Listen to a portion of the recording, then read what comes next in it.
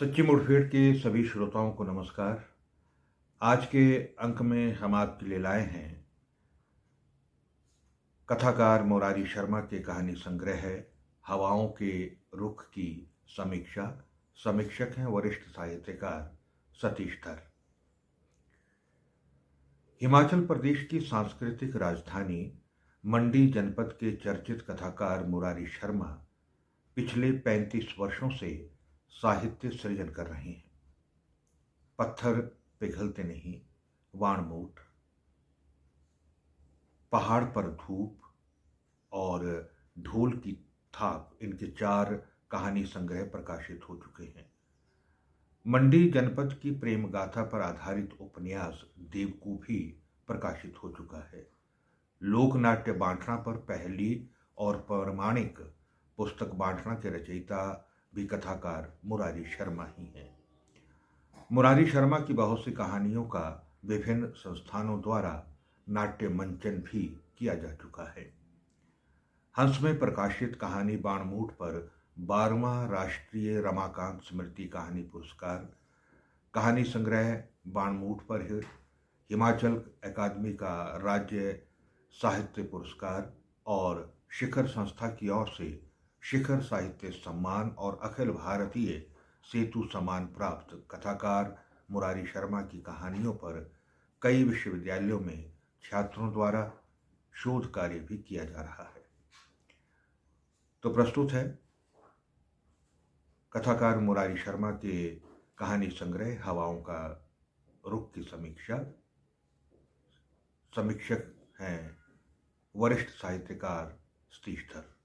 तो आइए सुने हवाओं का रुख की समीक्षा। कथाकार मुरारी शर्मा की कहानियों की सबसे बड़ी खूबी यह है कि ये कहानियाँ अपने परिवेश और लोक संस्कृति में निहित संवेदना को सूक्ष्मता से पाठकों तक पहुंचाती है। नमस्कार, आज हम सच्ची मुठभेड़ पटल के माध्यम से हिमाचल प्रदेश की सांस्कृतिक राजधानी मंडी के चर्चित कथाकार मुरारी शर्मा के सद्य प्रकाशित कहानी संग्रह हवाओं के रुख पर चर्चा करेंगे। यह कहानी संग्रह इसी वर्ष अंतिका प्रकाशन गाजियाबाद द्वारा प्रकाशित किया गया है। संग्रह में कुल मिलाकर 10 कहानियाँ हैं जो मानवीय संबंधों की लंबी दास्तां का खुलासा तो करती ही हैं, उन सरोकारों को भी पाठकों तक पहुंचाती हैं जिनसे इन कहानियों ने जन्म लिया है। संग्रह की पहली कहानी है मास्टर दीनानाथ की डायरी। यह कहानी उस वृद्ध की कहानी है जो कोरोना काल में घर पर बैठने की पाबंदी यानी लॉकडाउन से बुरी तरह से अवसाद से भर जाता है। मास्टर दीनानाथ की स्थिति का वर्णन करते हुए कहानीकार लिखते हैं, वे बुरी तरह से अवसाद से भर जाते हैं। एक अनजाना सा डर उनके अंदर बैठ गया है। वे आंखें बंद कर इस सारे दृश्य को भूलने की कोशिश करते हैं। इस तरह के दृश्य उनके अवचेतन में मंडराने लगते हैं। वे स्मृतियों की अंधेरी सुरंग में भटकने लगते हैं। वे देश के बंटवारे के उस पागलपन के दौर में पहुंच जाते हैं। ऐसे ही लोग अपने सरों पर भय, आतंक और थोड़ी सी उम्मीद की गठरियाँ उठाए अनजानी दिशा की ओर बढ़ रहे थे। ये काफिले रास्ते में ही लूट लिए जाते। खूब मारकाट मचती थी उस दौर में। कई सर कटे, कई हाथ सड़कों पर गिरे। नदियों के पानी का रंग भी बदल रहा था। चारों तरफ कोहराम, चीख पुकार और ललकार, हाहाकार मची थी। मास्टर दीनानाथ की स्मृतियों में ये खौफनाक घटनाएं दर्ज हो चुकी थी। मास्टर दीनानाथ के बहाने कोरोना काल की जो भयावह स्थिति कहानीकार ने बयां की है, वह निश्चित ही आदमी की असलियत का पर्दाफाश करती है। शहर में घूमने जाने पहचाने चेहरे भी जब अनजाने से लगते हैं, सबके चेहरों पर नकाब उगाए हैं, तरह तरह के नकाब, और उनके पीछे आदमी का असली चेहरा गायब है। सबके सब नकाबपोश। ऐसा लगता है कि सारी की सारी आदमजात नकाबपोश हो गई है। बच्चे, बूढ़े, जवान, महिला, पुरुष, सबके चेहरों पर नकाब है। यह मानव जीवन का नया सौंदर्य शास्त्र गढ़ा गया है। असली नकली चेहरे सब नकाब के पीछे, और मनुष्य के पहचान भी अब नकाब रह गई है। पृष्ठ 17। मास्टर दीनानाथ इतना सब कुछ सोचने के बाद और अधिक अवसाद में आ जाते हैं। कोविड से पहले मास्टर दीनानाथ घर पर कम ही बैठा करते थे। अपने समय को यारों दोस्तों के संग बिताना उनकी दिनचर्या थी। इस कहानी का दूसरा पक्ष है मास्टर दीनानाथ की तिलस्मी डायरी, जिसमें दुनिया भर की जानकारी दर्ज है। इस डायरी से उन्हें पता चलता है कि प्रथम विश्व युद्ध के दौरान भी महामारी फैली थी, जिसने दुनिया के कई करोड़ लोगों को मौत के घाट उतार दिया था। मुरारी शर्मा क्योंकि पेशे से पत्रकार हैं, एक सच्ची घटना भी कहानी का हिस्सा बनी है। कोरोना ने उन्हें परिवार से दूर भी कर दिया था और उनके अवसाद को देखकर पत्नी भी उनसे दूर रहने लगती है। अंततः मास्टर दीनानाथ स्मृति दोष का शिकार हो जाते हैं और कोरोना काल के दौरान जिस खतरनाक स्थिति से देश गुजरा है उससे कौन वाकिफ नहीं है।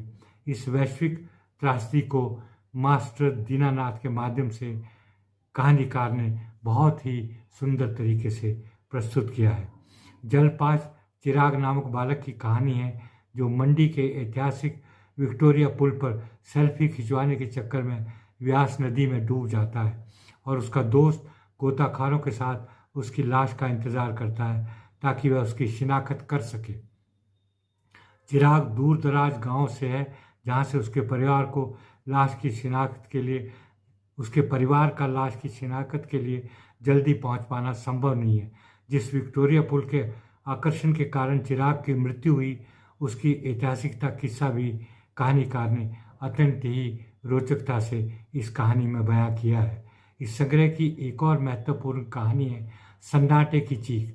यह कहानी जनपद के प्रसिद्ध लोकगीत धारी और जुगनी की प्रेम कथा पर आधारित है।